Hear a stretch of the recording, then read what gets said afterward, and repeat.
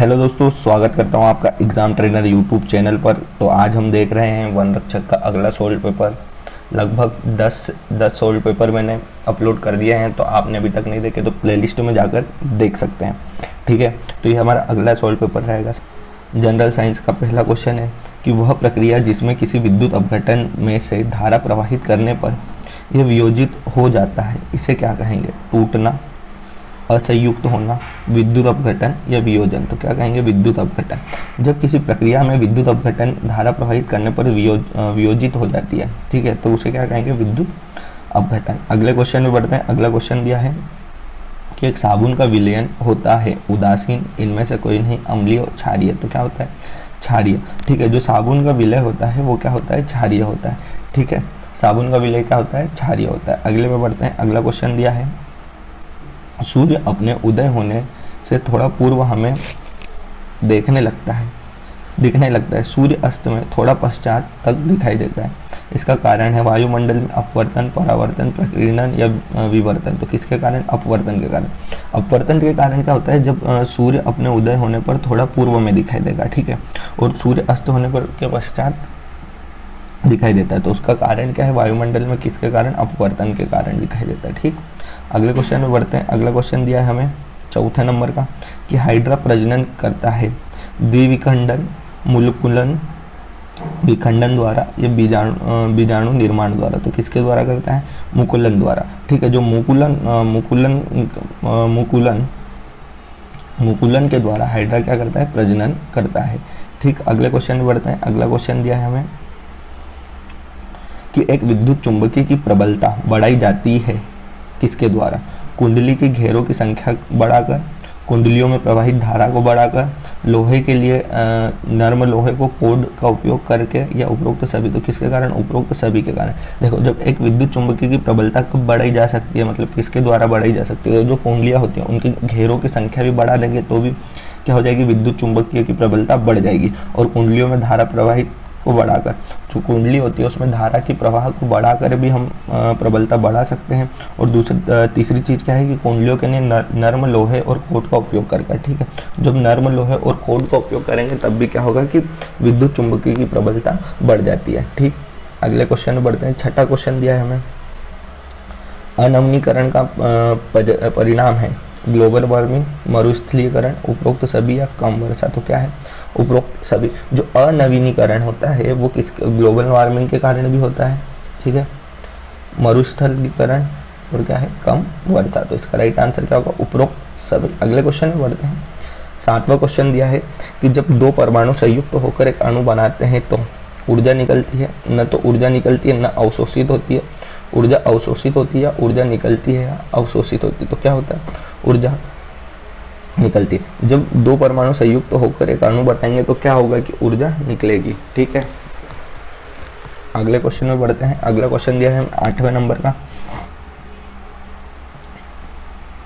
कि वृक्षों का उच्च स्तर पर रोपण कहलाता है वनीकरण या फिर मृदा संरक्षण या मृदा प्रदूषण। तो क्या कहलाता है? वनीकरण। ठीक है, वनीकरण कहलाता है। वृक्षों पर उच्च स्तर पर रोपण क्या कहलाएगा? वनीकरण। अगले क्वेश्चन में बढ़ते हैं। अगला क्वेश्चन दिया है हमें 9वां कि निम्नलिखित में से कौन सा परावर्तन उत्क्रमणीय नहीं है? तो जल वाष्प में बदलना, आयरन का पिघलना, जल का जमना या केरोसिन मिट्टी का तेल का जलना। तो क्या है? जो केरोसिन है, मिट्टी का तेल का जलना, वो क्या है? उत्क्रमणीय नहीं है। ठीक है, बाकी सब उत्क्रमणीय घटना है। ठीक है, अगले क्वेश्चन में बढ़ते हैं। अगला क्वेश्चन है कि निम्नलिखित में से कौन सा अपघटनकारी है? तो कवक, तुलसी, सांप या शेर। तो क्या है? कवक। कवक जो है वो क्या होता है? अपघटनकारी। क्या होता है? अपघटनकारी। ठीक, क्या होता है? अपघटनकारी होता है, कवक होता है जो। ठीक, अगले क्वेश्चन में बढ़ते हैं। 11वां क्वेश्चन दिया है भाई, पादप जो कीटों को पकड़कर खाते हैं, कस्कुटा, इनमें से कोई नहीं, सूरजमुखी या विंस फ्लाई ट्रैप। तो क्या होगा? Venus fly trap. जो विंस फ्लाई ट्रैप पादप होते हैं वो क्या करते हैं? कीटों को पकड़कर खाते हैं। ठीक है, अगले क्वेश्चन में बढ़ते हैं कि राइबोफ्लेविन की कमी का कारण होता है पेलाग्रा या फिर बेरीबेरी, स्कर्वी या किलोसिस। तो क्या होता है किलोसिस। जब राइबोफ्लेविन की कमी हो जाती है तो कौन सा रोग हो जाता है, तो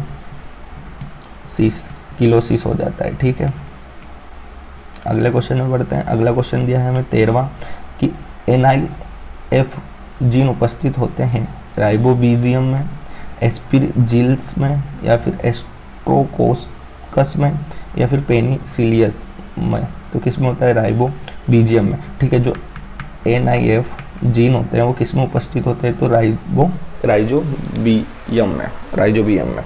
ठीक, अगले क्वेश्चन में बढ़ते हैं। अगला क्वेश्चन दिया है हमें 14वां, एयर कंडीशनर को दीवारों पर ऊंची जगह पर लगाया जाता है ताकि, अब जो हमारा एयर कंडीशनर होता है उसको दीवारों पर ऊंची जगह पर लगाया जाता है, उससे क्या होगा इसका देखना कि ठंडी हवा ऊपर से नीचे आती है, जब गर्म हवा ऊपर उठती है तो उसका है इससे कमरा ठंडा हो जाता है।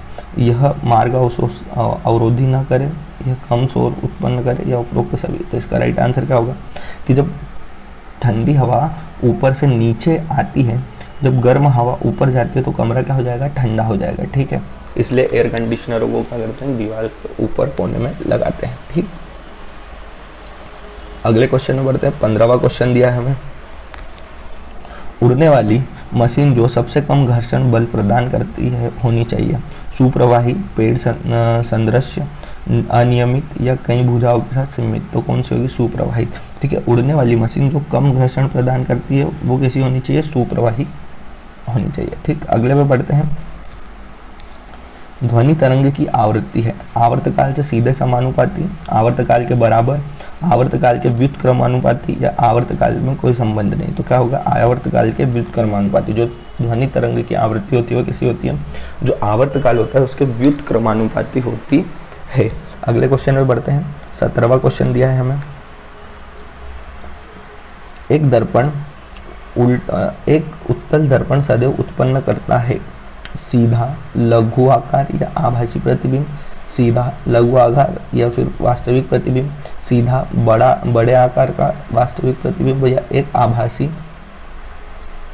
बड़े आकार का प्रतिबिंब। तो कौन सा करेगा, एक सीधा, ठीक है, सीधा लघु आकार का आभासी प्रतिबिंब। ठीक है, जो एक सीधे आकार का एक सीधा और एक लघु आकार का आभासी प्रतिबिंब जो उत्तल दर्पण है सदैव क्या उत्पन्न करता है, सीधा लघु आकार का आभासी प्रतिबिंब। ठीक, अगले क्वेश्चन में बढ़ते हैं।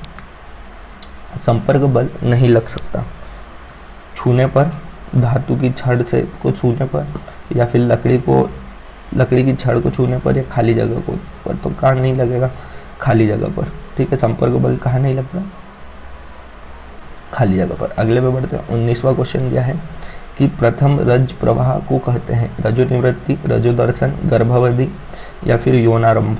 तो क्या कहेंगे, रजो दर्शन। जो प्रथम रज प्रवाह होता है उसे क्या कहते हैं, रजो दर्शन। ठीक, रजो दर्शन कहा जाता है।